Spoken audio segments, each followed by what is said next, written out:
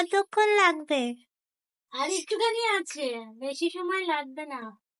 এই পোলাওয়ের চালটা একটু ভেজে নি, এই তো আর অল্প বাকি।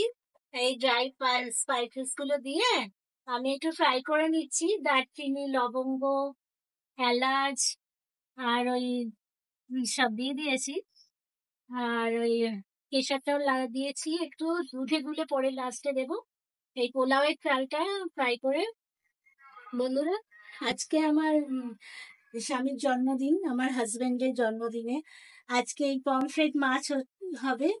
এটা আমি করব কোকোনাট মিল্ক দিয়ে।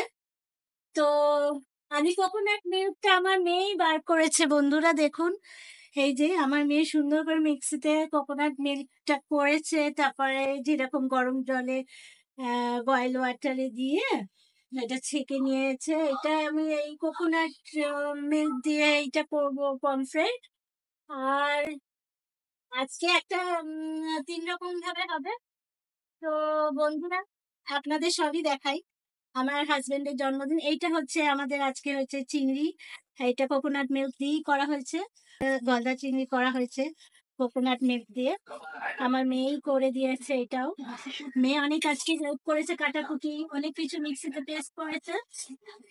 আর বাড়িতে অনেক লোক এসছে, গেস্ট এসছে আজকে, নেমন্তন্ন বন্ধুরা এসছে আমার হাজবেন্ডের।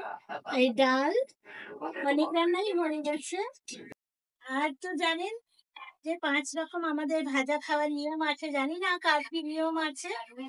তো আমাদের আছে 5 রকম ভাজা করতে হয়। তো এই 5 রকম ভাজা করেছি। আমার মেয়ে সব ভোরবেলা উঠে কেটে কুটে দিয়েছে। এইটা ঢেঁড়স ভাজা, এটা আলু ভাজা, এটা পটল ভাজা, এটা উচ্ছে ভাজা। এগুলো তেতো খেতে হয় আমাদের আজকে।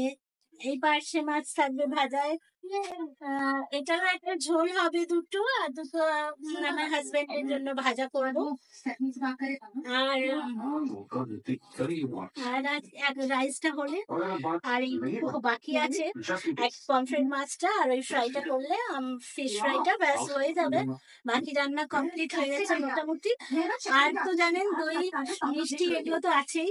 চাটনি জন্য তো আমি ঠাকুরের পুজো দিলাম, তারপরে একটু দই মিষ্টি এগুলো তো আজকে খেতেই হয়, ঠাকুরের প্রসাদ এগুলো খেতে।